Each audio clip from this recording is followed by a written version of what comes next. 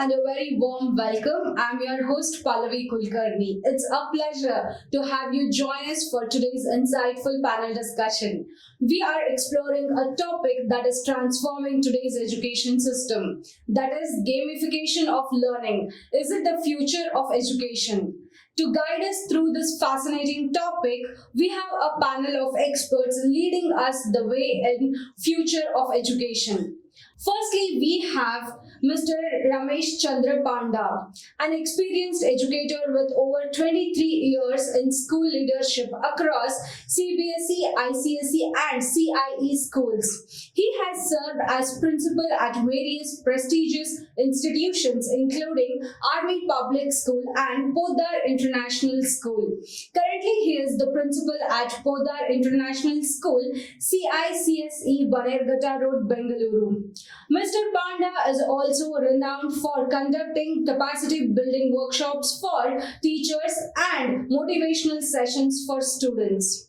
Next on the panel, we have Miss Supriya Johnson, the principal of Lawrence High School, SR Layout, Bengaluru. With 25 years of distinguished service in education, she holds an MA, B.Ed and GNIIT and brings a wealth of experience from leading schools in Kolkata, Chennai and Bengaluru. She has extensive experts in various educational boards including ISE, ICSE, CBSE, IB, SSLC and NIOS. Her diverse background and leadership makes her a valuable asset to Indian education community. I welcome both of you for the panel discussion. Thank you. With that, we'll start our panel discussion with my first question to Mr. Panda. Today gamification has evolved in education and its potential to shape the future of learning is extensive. So, how has it evolved through ages and what is the current status of it, sir? If I remember, when I was a young boy, I used to play a lot of games along with my friends. Those games were at my own time and enjoying the games. And while enjoying itself, I was learning that we were not able. The games like taking the example of balance, we're creating some balance in the wooden things, we're creating balances. And putting something here, something there, and we could come to know that what is the means of balance there, the meaning of balance. So that is fun. That is fun for us. And we were selling some products there without knowing that what exactly that meant, but still we were getting some money. And we could think that, yes, this is something that money related matter. So in our own time, we were learning something, and slowly, that those same experience we started when we in a, now, take for example, in Podar when I'm here. So we have a biscuit bazaar. Biscuit bazaar means we are giving extensive opportunities to the children to sell the products in one day to their parents to know exactly the value of selling and getting money. So this is one type of learning what we started from our career at the beginning. And now slowly, when we see that one, and presently with the introduction of technology, more and more games started coming into the education sector, particularly after the COVID. During the COVID period, you see that when completely online education system was there, and a lot of exploration was there for where the teachers try to explore many technologies and quizzes and other things they were utilizing, they were using through this distance mode education, virtual education. So slowly they started developing. The main reason for this sort of games that came to picture nowadays is their accessibility to the children. Now easily it is accessible because everybody has a smartphone with them. So easily it is accessible. A lot of apps are coming for that purpose. And more important is it is a personalized learning experience.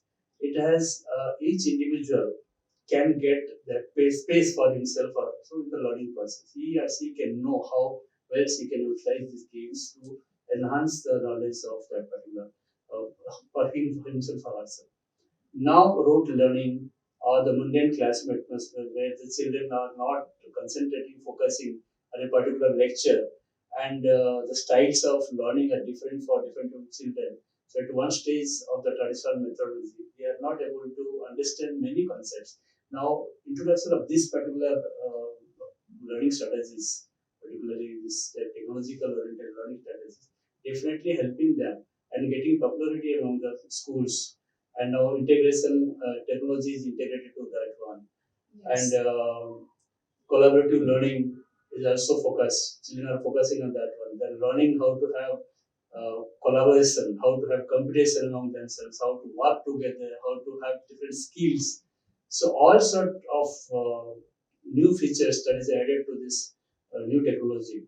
So it is slowly gaining momentum in the education sector. And definitely it has got a very bright future in coming the education field. Yeah, that's great answer, sir. So with that, we'll have next question to Ms. Supriya. So, how do you define gamification in the context of education, and what are the distinguishes it from traditional learning? Because we have seen gamification or games as just an entertainment part of it, but how is it in education? What is its role in education, and how educators are making use of it? See, ma'am, like Sir said, in our times we had the opportunity and the space to explore things beyond the walls of the classroom. Yes. We had playgrounds. Today, how many cities have playgrounds? If you look around, also hardly we have any playgrounds. So that was the core reason of shifting from the playground to the gamification that we are discussing today.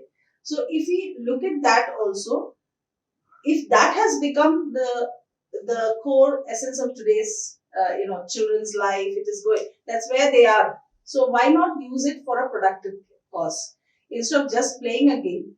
Through that game, can we learn something? That is what we are looking at by including gamification into the curriculum. So especially this took momentum when we came across the COVID era. Yes. So how to reach? Now children already they are bored. They're sitting at home and they have no, we cannot go out. We all are locked up. We were all locked up behind the doors and we were there. So then how to reach out? So as an educator, I had to devise things which would capture the attention of my learners. They will not get bored. They are seated there, right? We are not even having a human touch, Yes. right? We don't have that liberty of having a classroom where the teacher and the child is having that human interaction. We are there just next to our children, our students, that we didn't have.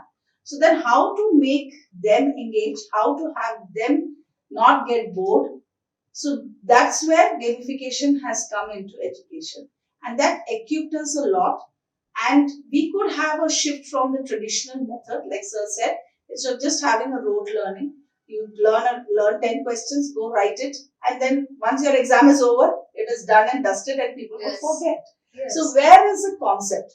So today even education, if we talk about the education policy, how it is evolving, how all the boards across the country they are telling us to have have an outlook where we focus more on the concepts rather than learning the answers. It's more on comprehension. It's more on understanding. So traditional method was where there was a rote learning. I learn these answers and I go deliver and finish. Yes. But now it is not like that. You are supposed to understand. So case-based studies. So all these things give us a lot of opportunity through gamification to make the child understand. Okay, this is what happened.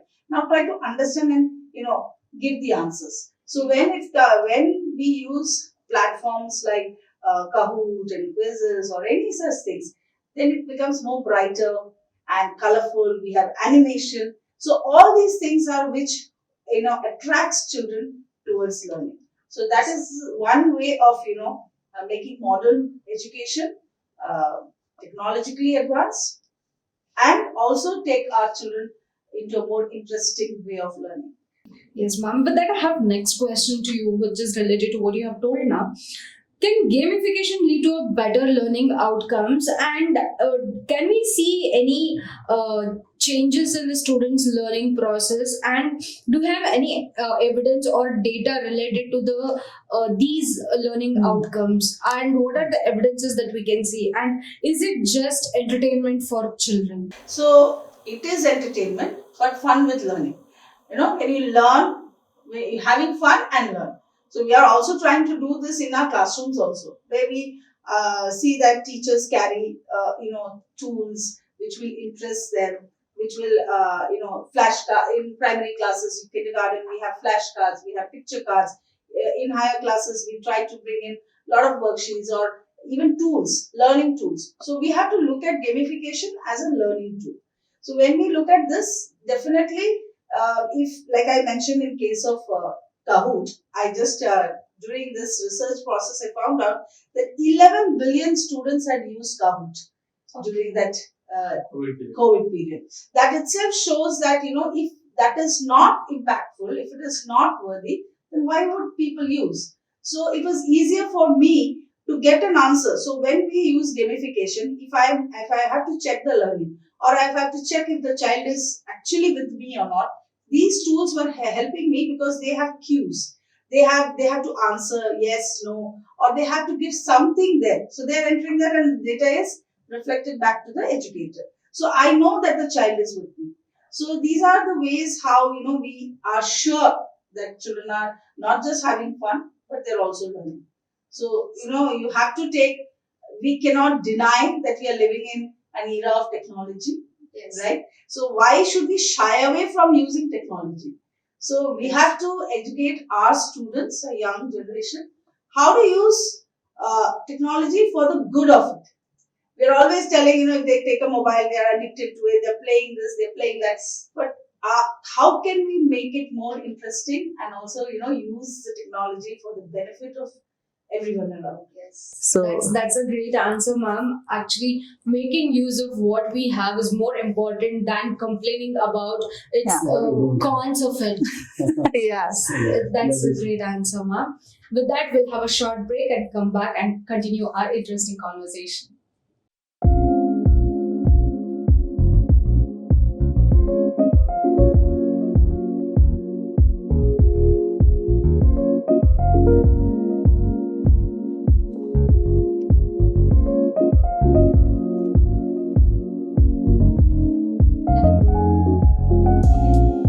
Renuka? Yes, ma'am. Please come in. Yes, ma'am. What's the schedule? So, ma'am, there are 70-80 candidates who has come for the interview. 70 to 80. Right. Okay, send them inside. All right, ma'am. Renuka, send the first candidate. Please come in. Hello, ma'am. Hi, please come sit. Thank you.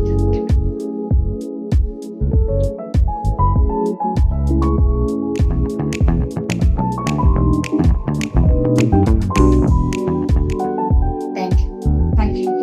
Renuka, send the next candidate. Where can we? Yes, please come in. But Mr. Bhavesh, can I say? Yeah, sure, please sit.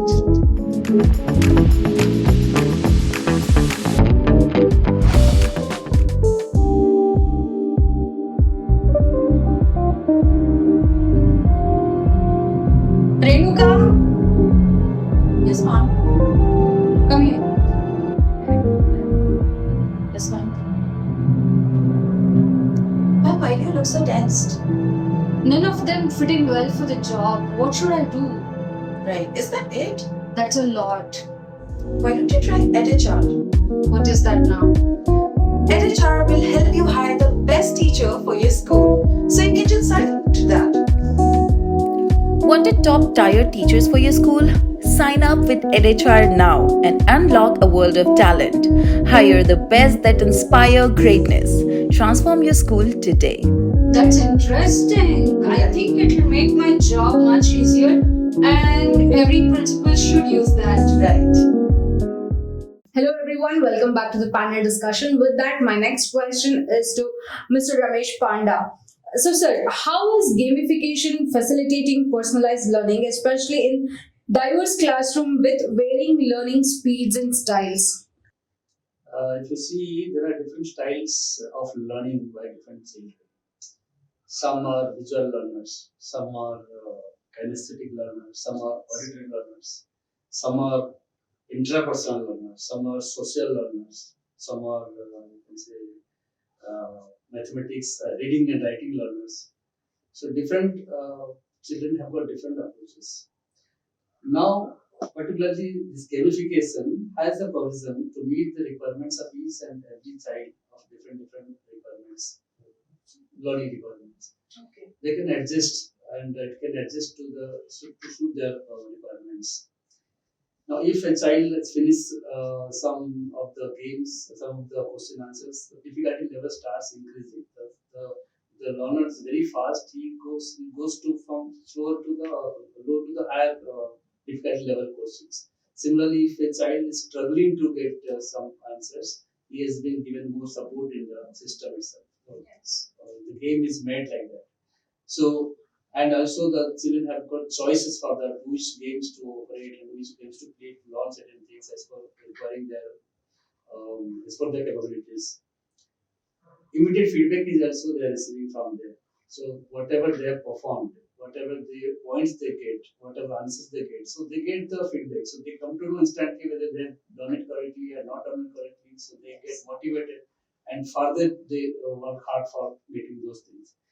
So now because of all these things, so they feel it more involved, they feel it more enhancing, and also a lot of motivation is there in them, and so they learn it very fast. The styles of learning, different type of, they learn it very fast. Here's that, we also get these badges. Like in our traditional classrooms, as a teacher, I remember when I started, I used to give children stars and yes, smileys, yes. right? So that is motivating. that is the motivation. Yes. Even now, Rewards they points have it also on their being- hand. Yes, And the children go back home and show my teacher gave me a star or Yes. smiley. These are small things which children really, appreciate, It means they a enjoy. lot for them. It means a lot That is for a them. motivation for Yes. Yes. So when it comes to gamification methods and all, immediately they get those smileys. They have done extremely well. Yes. A pop-up will come. So these Yes. are things which help them to go for the next. Yes. And like I sir said, those who are having those learning gaps, Yes. they can start from the basics, which Yes. cannot happen when I'm teaching in the classroom. Yes. So when I'm teaching in a classroom, I have to everybody is teach. equal. Everyone. All Yeah. have to be the same. Yes. So I have One to size approach fits everyone. for all. Yes. You That is- can't have that personalized learning in No. 1 Yes. hour. That is one size fit for all. Yes. But So here you then we have to got identify, we have to call, we have to help the child. So this Yes. is one way of helping. It Yes. is not that this is the only way now, Yes. but it is an additional tool, as I said, Yes. which we can use for the benefit of the children. Yes. After sitting in between four walls also, without teacher's presence 24/7, a student can still enhance their learning experience Exactly. and have that extra knowledge to fill that gap Yes. with their peers Yes. in the classroom. In the classroom. And there are children who are in the higher level, they would have studied a lot or they would have gathered a lot of information Yes. and they are hungry to perform more. So should we stop them there? No. So this is again a tool which can take them to the next level. Yes. Okay, which again, as I said, in a classroom, these things would be difficult if we go by the traditional way of teaching and the way we have our strength and all that. So this is a tool which is readily available with us, by which we can enhance the learning capacity of the students. We have STEM lab where children Yes. go there, and the slow paced children they Yes. learn there. Yes. Various techniques are there, various technologies there already, so they learn through that one. And Yes. similarly, the children who learn very fast, for them also have got different designs there. Yes. They work on that also. So they spend their time instead of spending somewhere else when the class is not there or maybe the teacher is absent. Say we allow them to go and explore the things from there. Yeah. This way, it is self-pacing learning. Yes. The same classroom, you can have different ways of learning. Yeah, we see wonders like in our school we had the show and tell, which where children worked on certain projects. They made their own working models, which really were surprising the way they researched and they Yes. came up with they made it again, rebuilt it. It didn't work. Some worked, some didn't work, but finally they came up with something which is new and fascinating, and it is their hard work. So their accomplishment and the level of motivation that they get from this kind of self-learning is at another level. You need to push them. Yes. So basically, we need to guide the children to use those technologies and whatever the gaming tools that we have. Yes. If that is done, then students, they automatically make use of everything that's available online. So yeah, that's a great answer. So with that, my third question is for Ms. Supriya.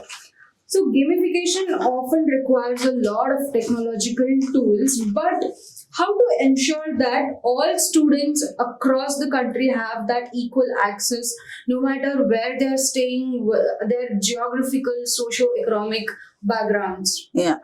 So actually, if you look into the platforms that are available, there are many games which are even offline. You can actually use them offline. No need of going online also. So you can have them, and then so here comes in the role of a teacher, Okay. right? A teacher who is ready to adapt. See, I started my career in 2000. That if I will stay where I was, then I cannot cater to this new age students. So it is my duty as a teacher, as schools, as parents to know what are the tools which are available, and then maybe bring them to my students. So it is also somewhere as a school, as a teacher, I need to pitch it. I need to do some research. Like I am saying, there are, if I have network issues, I can always go for the offline tools. There are, these things are available, but the only thing that we need to do it, we need to have the intention of getting the right tools for our students, going beyond the call of whatever duty we have, and see that how we can help, how we can integrate this technology into learning. Now, we cannot say, as I said, we cannot say no to technologies. It's all creeped into our lives, right? Yes. We can stay away from everything, but not our mobiles. Yes. Previously, we had a phone directory, right? Yes. Now, where is everything? Everything is there. We don't carry even cash. So, it is a part of each and every individual life. So, there, as adults, one is to research and find out how I can utilize which are the platforms which are offline available. Can I download and make my children use it?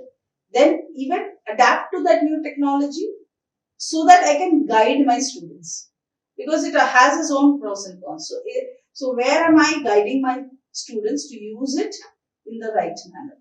That these things, I think, as the stakeholders must take initiative.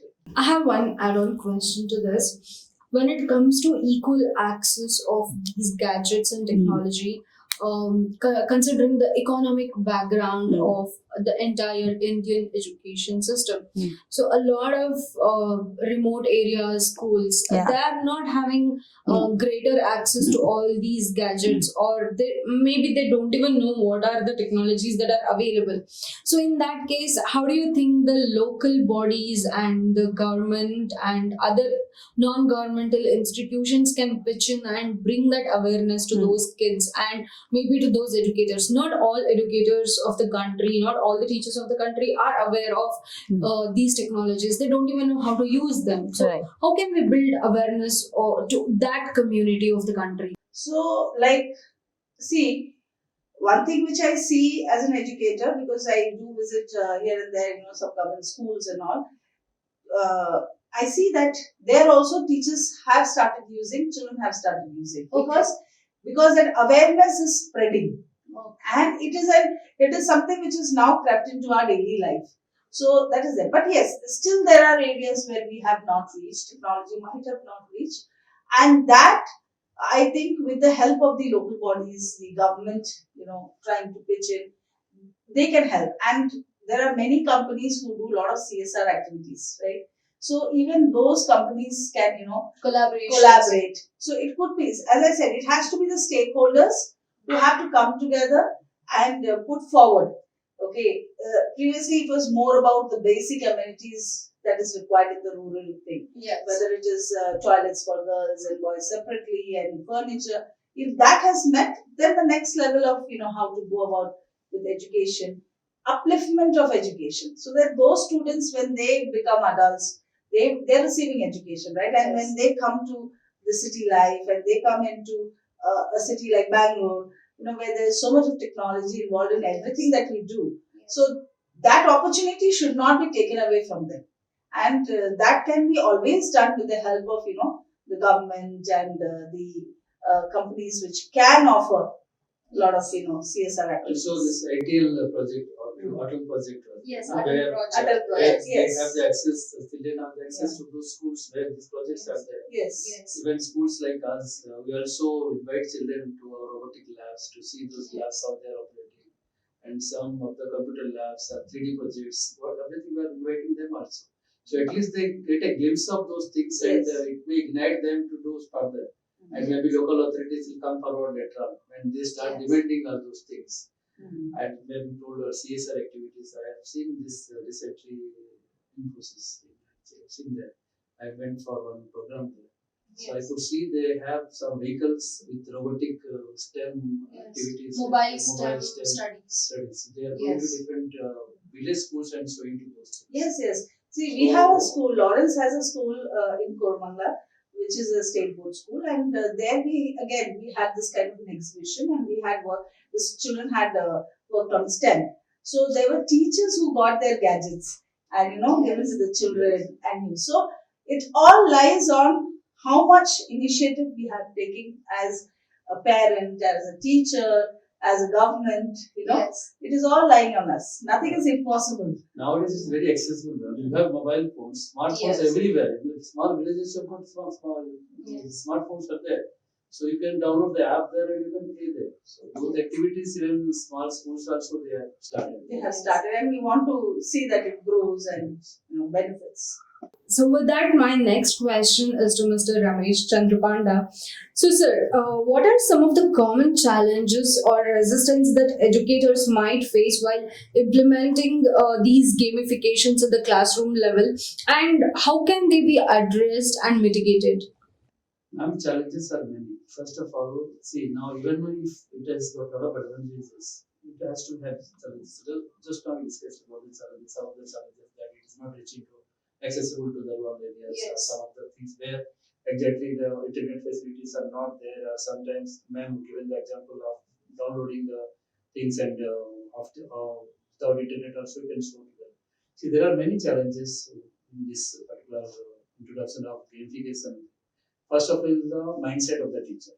Yes. This is the most important thing that I should adopt and accept and implement these things in my class. True. Selecting a right type of game for meeting the education requirements. What type of need I have, whether I need to have increased marks for them, or you need to engage them, or you need to create some extra activities for them. How you are going to engage those things, and that as per the requirement of your education, that objective, you have to set that one. That becomes a challenge for the teachers. And training facilities another challenge for the teachers, because suddenly nobody will. And so there are people who are very much afraid of digital things are there. They cannot do the things correctly. So for those type of teachers, they don't accept it all the times. The reward facility, when extrinsic reward is there, intrinsic motivation if it is not created, again it becomes irrelevant for the children to learn. There should be some motivating factors from inside. It should come and they will learn the thing.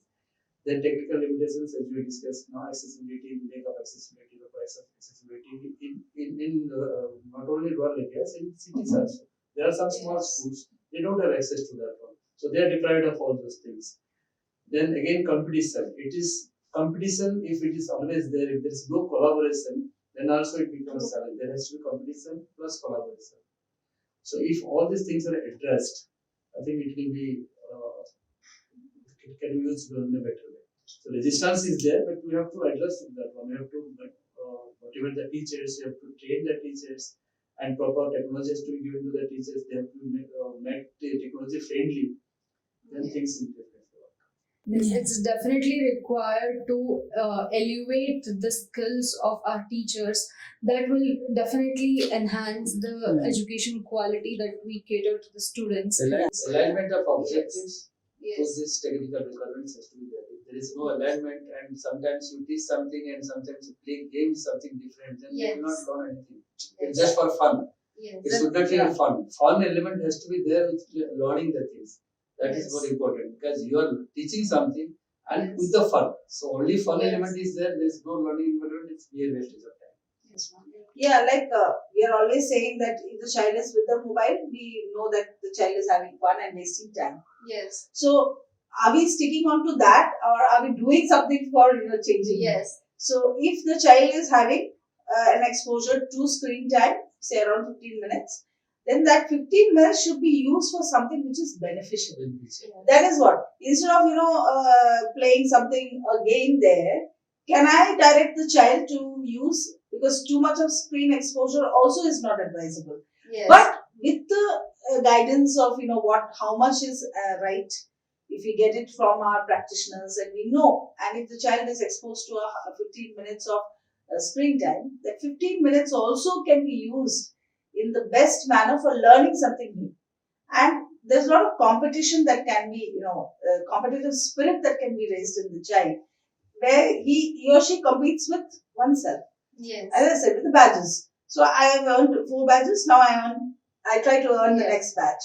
So Yes. that is, I'm doing that, but actually I'm also learning.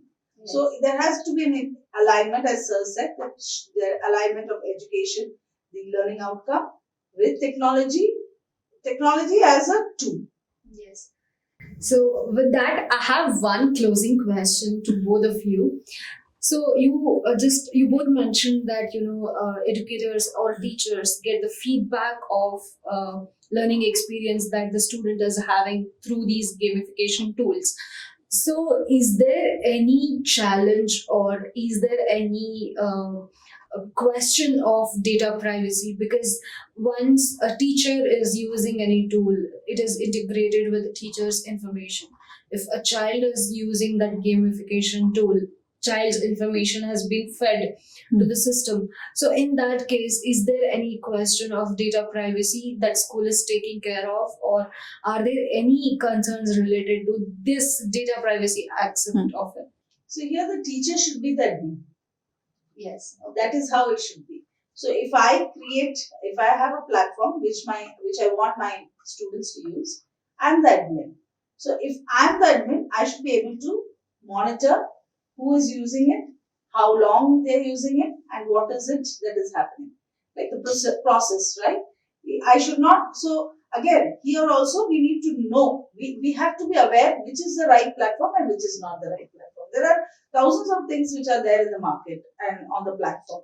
So are we aware enough? So before we take it to our students, the first thing that we have to do is study ourselves. We have to look into all these. As a teacher, I should be aware that this is the safe platform and I should have done enough research for that. So that is why research, reading and upgradation of a teacher is mandate. And that's why I think the control has to be in your hand. In your hand. You'll be only playing. Yeah. Because through that a teacher will know that a student's learning speed, Yes. which also it is a kind of having the access of students' brains, their skills. So how a student is fast learner, how a student is slow learner. So all these things are fed into the system. Yes. So in that case, Monitoring can be there by the teacher. Yes. So in that case, we always have the threat of data being drained away, or someone Misusing it or draining it. So in that case, how school and educators are being careful about all of this? That's right, ma'am. We have to first understand what we are using. Yes. If we are working in a robotics lab, we know the code, which platform we are using. So if we are doing all those, we as a teacher who is in charge over there should know exactly who all are doing what. Yes. And we should have the thing of blocking the child if it is misused. These things should be in the hands of the administrator. Definitely that kind of training is also required from the school side, awareness. Okay, because even parents also need to know because they should believe that we are using this for the benefit of the child. So parents also need to believe, they trust us, right? So we need to have that kind of a training approach. Mostly we don't take data from the children. We don't take. It is our own data. So I don't think it will be misused like that. We have a system, privacy maintenance system is already there. Okay. So children cannot have access to our data. And similarly, we don't ask their data. Okay. Whatever data is available with us in the system, that is always there, and we're not misusing, we're not giving to anywhere else. Okay.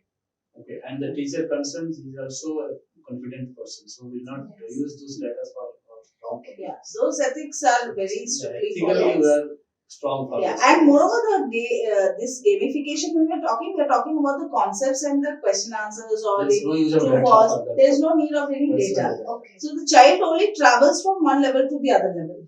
Yes. And again, there is no publicity about it. We don't announce it in the class, okay, he is at 1 and she is at 7. Nothing like No that. discouragement. There is no nothing of- discouragement. Okay. It is for the child, it is a self-learning tool. Self-learning. He understands He where is I am now. where I So am. accordingly, he Okay. goes next stage. So should I go Yes. back and improve my grades, Yes. levels, or should I, go for the next? So these things are very much self-driven. So we don't feed in like the child is, slow learner. We should not use such terms at all. It's demotivating. It is a demotivating thing, and moreover, every child has his own learning pace, Right. and that pace we want to give them through this. Yes. Yes. So with that, all the concerns are met in Yeah. a very sensitive way Yes. in the school system where every student School is very careful to see Yes. all Yes. these safety things first. Yes. Even Also- whenever somebody approaches us for any sort of data, Yeah. we Yes. flatly refuse. You cannot give. That is not our thing. Yes. So, in terms of cybersecurity, it's always kept safe. Safe. We are We very, ensure very that. sensitive about Yes. all the data that we have, not only students, It is teachers our also. subject. It's our duty. Yeah, so talking about the ethical background of using these gamifications, then I'm sure it's met all the levels. So a game is always a safer place for all the students to enhance their learning experience. Yes. It is Yes. definitely an advanced tool Yes. that can be used Yes. productively Yes. under guidance of the teacher. Proper And guidance has to be there. How to Child, use if it's left to the child himself or herself, they may misuse it also. They may go for fun. Yes. Learning may not take place. Guidance has to be given by you only. What exactly you want them to do and how the goal is to be achieved. That way they have to be guided and accordingly they will be doing that. Yes. So, with that, we have come to the end of this panel discussion. I extend my heartfelt gratitude to our panelists. Thank you for sharing your valuable inputs and thoughts on the topic. We look forward to having many more panels like this. For more such videos, visit our website www.theenn.com. Don't forget to like, share, comment, and subscribe to our video. Thanks for tuning in. This is Pallavi Kulkarni. We'll see you next time.